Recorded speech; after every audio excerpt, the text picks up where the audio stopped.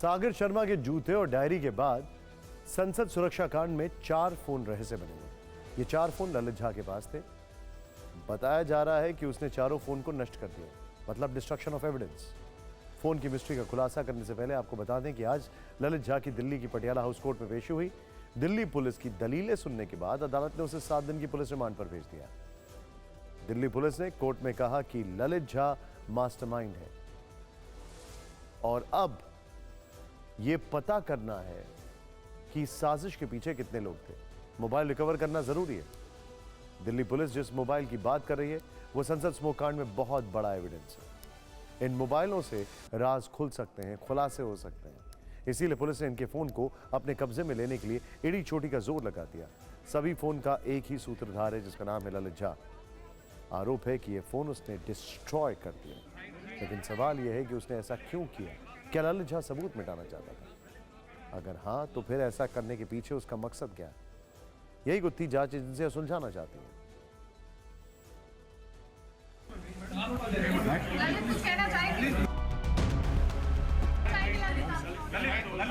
संसद स्मोक कांड में मोबाइल से मिलने वाले सबूतों पर सस्पेंस गहरा गया है। 13 दिसंबर को जो 4 आरोपी मनोरंजन, नीलम, सागर और अमोल पकड़े गए, उनके फोन ललित झा के पास थे।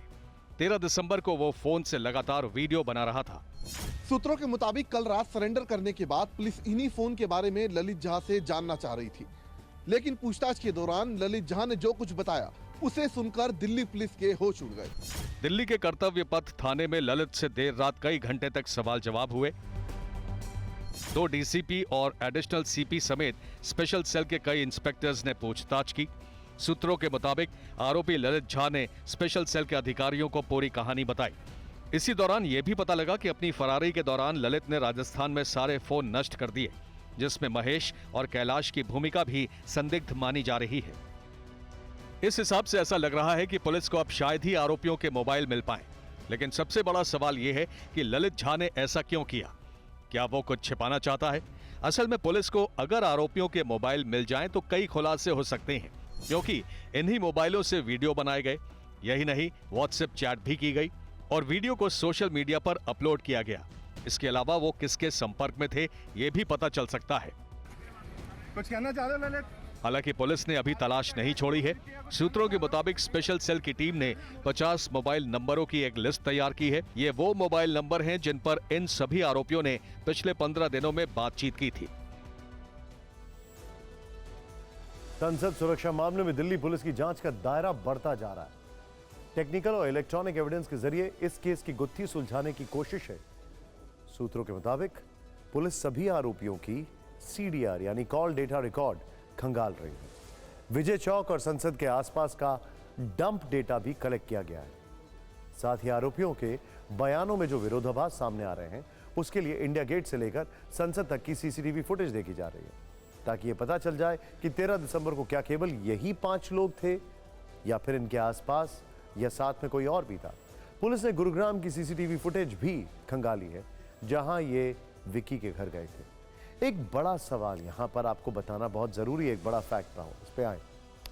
वो फैक्ट ये है, इस पूरे केस में जो एक चीज सभी को पता है वो ये है कि जिन्होंने इस प्लान को एग्जीक्यूट किया वो जानते थे कि वो पार्लियामेंट में ऐसी हरकत करने के बाद वापस तो नहीं आएंगे, वहीं पकड़े जाएंगे। और एक बंदा उनके पीछे था, ललित। लेकिन इस सारी थ्योरी में क्या वो इतना बड़ा रिस्क लेने के पीछे कुछ बड़ी चीज को एग्जीक्यूट करना चाहते थे या सिर्फ ध्यान खींचना चाहते थे? और सिर्फ ध्यान खींचना चाहते थे तो ललित गायब क्यों हुआ? उसने फोन्स क्यों डिस्ट्रॉय किए? इसमें बहुत कुछ बाकी है। जानकारी मिली है कि ललित झा बिहार के दरभंगा के रामपुर उदय गांव का रहने वाला था। उसका परिवार बरसों से कोलकाता में रहता था। कोलकाता में पिता पूजा पाठ करवाने का काम करते थे और ललित कोचिंग में पढ़ाता था। 3 भाई बहनों में ललित सबसे छोटा है और उसकी शादी नहीं हुई।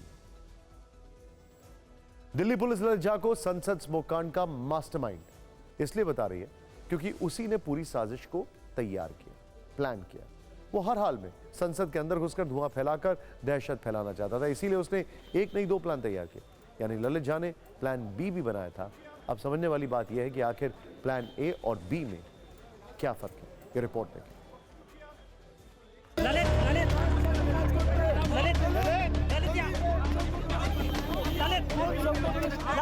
13 दिसंबर को संसद भवन परिसर और लोकसभा चैंबर के अंदर जो कुछ हुआ उसका प्लान ललित झा ने बनाया था।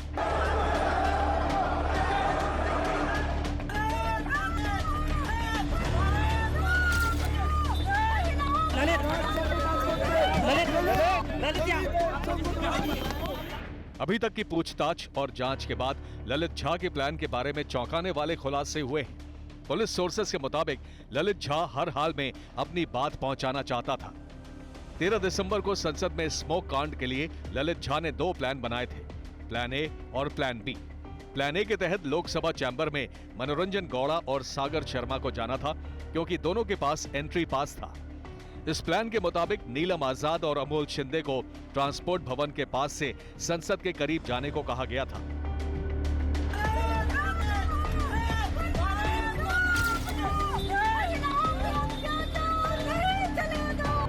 प्लान के तहत संसद भवन के पास पहुंचने के बाद नीलम और अमोल शिंदे को नारेबाजी करते हुए स्मोक स्टिक से धुआं फैलाना था। पूछताछ के दौरान खुलासा हुआ है कि प्लान ए के फेल हो जाने की स्थिति में प्लान बी को एग्जीक्यूट करने की तैयारी थी। दरअसल संसद भवन में एंट्री के पास सिर्फ मनोरंजन और सागर शर्मा के पास थे। ऐसे में अमोल और नीलम आजाद को संसद भवन तक पहुंचने में दिक्कत हो सकती थी, इसीलिए प्लान बी को तैयार किया गया था। प्लान बी के तहत किसी वजह से नीलम और अमोल संसद के करीब नहीं पहुंच पाते तो उनकी जगह महेश और कैलाश दूसरी तरफ से संसद के करीब जाते और मीडिया के कैमरों के सामने स्मोक स्टिक से धुआं फैलाते। लेकिन 12 दिसंबर की रात जब महेश और कैलाश गुरुग्राम में विकी शर्मा के घर नहीं पहुंचे तो नीलम और अमोल को हर हाल में ये काम करने का जिम्मा सौंपा गया। ललित झा के प्लान में 7 लोग शामिल थे। प्लान के तहत हर आरोपी का काम फिक्स किया गया था। स्मोक कांड के बाद छिपने की प्लानिंग की गई थी। इस काम में ललित झा की मदद महेश और कैलाश ने की।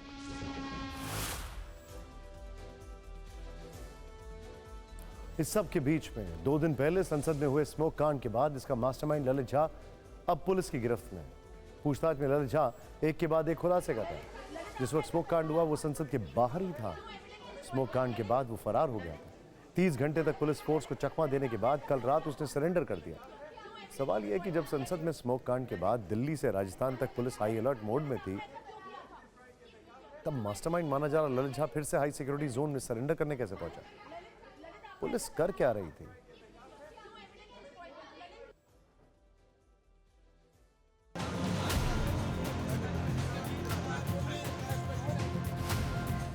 संसद स्मोक कांड के मुख्य आरोपी ललित झा को सामने देखकर कर्तव्य पथ थाने में मौजूद पुलिसकर्मी भी हैरान रह गए, क्योंकि जिस आरोपी के पीछे 30 घंटे से पुलिस की कई टीमें लगी हुई थी वो सामने खड़ा था। सरेंडर करने के बाद स्पेशल सेल ने ललित झा से लंबी पूछताछ की। इस पूछताछ में उसने पूरी बात बताई कि आखिर 30 घंटे तक वो कहां रहा और क्या किया। ललित झा पटना के बाद बस से राजस्थान के नागौर पहुंचा। नागौर में वो अपने 2 साथियों महेश और कैलाश से मिला। ललित झा ने रात नागौर के एक गेस्ट हाउस में बिताई। वो लगातार टीवी पर न्यूज देखता रहा। जब आरोपियों को लगा कि पुलिस उनके पीछे है तो ललित और महेश बस से दिल्ली आ गए। जिस तरह ललित झा और उसका साथी महेश दिल्ली के हाई सिक्योरिटी जोन में स्थित कर्तव्य पथ थाने में पहुंचे, उससे पुलिस और जांच एजेंसियों पर भी सवाल खड़े हो गए हैं। ऐसा लग रहा है कि पुलिस और दूसरी एजेंसियों को ललित झा के लोकेशन की जानकारी नहीं थी, ना ही सुरक्षा एजेंसियों को ललित झा के मूवमेंट की ही भनक थी। वो भी तब जबकि पुलिस ने कोर्ट में संसद की घटना को आतंक जैसी घटना बताया था। आरोपियों के खिलाफ यूएपीए के तहत मामला दर्ज किया गया था। पुलिस ललित झा को मास्टरमाइंड बता रही है और कहा जा रहा था कि पुलिस की कई टीमें उसे ढूंढ रही है। संसद स्मोक कांड में 48 घंटे के अंदर दिल्ली पुलिस और दूसरी सिक्योरिटी एजेंसियों की 2 नाकामी सामने आई। पहली नाकामी, हाई सिक्योरिटी वाले संसद भवन की सुरक्षा में सेंध लगी, और दूसरी नाकामी, संसद स्मोक कांड का मास्टरमाइंड नागौर से दिल्ली पहुंच गया और पुलिस को पता तक नहीं चला। सोचने वाली बात यह भी है कि ललित झा बस से दिल्ली आया। नागौर से दिल्ली की दूरी करीब 450 किलोमीटर है, लेकिन वो आराम से दिल्ली पहुंच गया। ये एक बहुत बड़ी खबर है और ये नेशनल सिक्योरिटी के लिहाज से सबसे बड़ी खबर है। लेकिन जब ऐसी खबर, ऐसी घटना राजनीति के मेका या राजनीति के गढ़ के अंदर हो तो राजनीति होना तो लाजमी है, हो भी रही है। नेशनल सिक्योरिटी हो या ना हो, राजनीति जरूर होगी।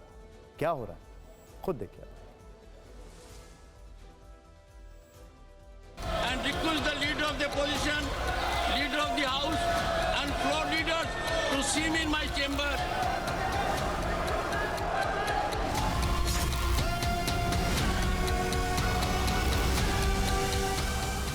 आज तक प्रधानमंत्री जी एक बयान पेश किए हैं, वो तो सदन के नेता है। दोनों सदन मिलकर सबसे बड़ा नेता कौन होते हैं? पीएम। पीएम कौन होते हैं? सदन के नेता। तो अब तक क्या पीएम एक बार कोई बयान दे चुके हैं? तो गृह मंत्री अमित शाह जी कम से कम पीएम साहब को तो सिखाइए। Request the leader of the opposition, leader of the house.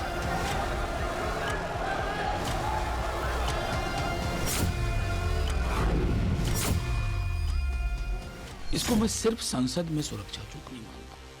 कहीं न कहीं ये संदेश भी जा रहा है कि इनके हाथों में देश की संसद महफूज नहीं है।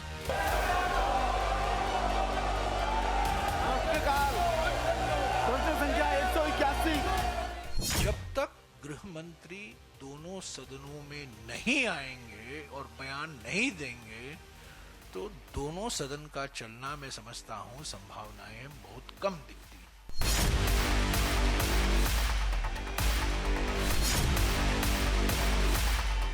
जो उसमें कोई सरदार होता या कोई मुस्लिम होता तो पता नहीं इसको क्या रंग दिया जाता।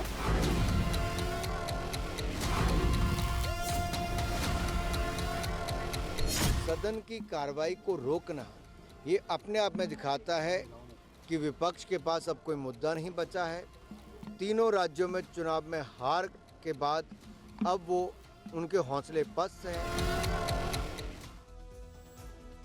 आरोपों के जो घोड़े होते हैं उनकी सवारी बड़ी खतरनाक होती है। वैसे संसद की सुरक्षा में सेन पर राजनीति जमकर हो रही है। बीजेपी ने आज इसे एक नया एंगल दे दिया है। आरोपियों की तार विपक्षी दल से जोड़ दिया। दरअसल आरोपी ललित झा की कुछ ऐसी तस्वीरें सामने आई जिनमें वो टीएमसी नेताओं के साथ दिख रहा है। इसी के आधार पर बीजेपी नेता ममता बनर्जी से जवाब मांग रहे हैं। संसद में सुरक्षा में चूक के तीसरे दिन मामले ने नया टर्न ले लिया। बीजेपी नेताओं ने सोशल मीडिया पर कई तस्वीरें शेयर की। इन तस्वीर में संसद स्मोक कांड का एक आरोपी ललित झा टीएमसी नेता तापस रॉय के साथ दिख रहा है। पश्चिम बंगाल बीजेपी के अध्यक्ष सुकांत मजूमदार ने एक्स पर ललित झा की कई तस्वीरें शेयर की। सुकांत मजूमदार ने इन तस्वीरों के साथ एक्स पर लिखा, टीएमसी विधायक तापस रॉय, टीएमसी यूथ कांग्रेस महासचिव सौम्या बख्शी और टीएमसी नेता राजेश शुक्ला के साथ ललित झा की तस्वीरें सुरक्षा उल्लंघन में टीएमसी के जुड़े होने का संकेत देती हैं। इस मामले पर ममता बनर्जी चुप क्यों हैं? उनकी चुप्पी के पीछे क्या कारण हो सकता है? Not only Tapas Roy, north Calcutta और कलकत्ता का बहुत सारे टीएमसी का प्रोमिनेंट लीडर, पब्लिक रिप्रेजेंटेटिव, उसका साथ ललित झा का सीधा संपर्क था। इसलिए ये जो हादसा हुआ है, इस इंसिडेंट के पीछे टीएमसी और ममता बनर्जी की क्या रोल है उसको भी जांच होना चाहिए। ये टीएमसी विधायक तापस राय है, कोई देश विरुद्ध काम करते हैं, टुकड़े गैंग जो है वो काम करते, उसके साथ टीएमसी का तो जोग होगा ही होगा, कनेक्शन होगा ही होगा। आज पूरा स्पष्ट हो गया। बीजेपी नेताओं ने ललित झा की तापस रॉय के साथ तस्वीरें शेयर की, गंभीर आरोप लगाए। तो टीएमसी नेता तापस रॉय ने कहा वो ललित झा को जानते तक नहीं है। बीजेपी अपनी नाकामी छुपाने के लिए तस्वीरों का इस्तेमाल कर रही है। What can you prove by a photograph? And that is to a single photograph. It seems that they want to suppress, cover up their failures. And I do not know the miscreant, neither by name nor face. Paschim Bengal BJP के नेताओं ने आरोपी ललित झा को TMC से जोड़ा, तो BJP सांसद मनोज तिवारी ने नीलम को कांग्रेस पार्टी से जोड़कर बड़े आरोप लगा दिए। सब कुछ दूध का दूध पानी का पानी होगा। ललित नाम का लड़का, उसका कनेक्शन टीएमसी से दिख रहा है। फिर भी हम जांच का इंतजार कर रहे हैं। आरोपियों की तस्वीरें विपक्षी दलों के नेताओं के साथ आने के बाद बीजेपी आक्रामक हो गई है। अब बीजेपी के नेता मांग कर रहे हैं कि जिन नेताओं की तस्वीरें आरोपियों के साथ दिख रही हैं, उनसे भी पूछताछ की जाए।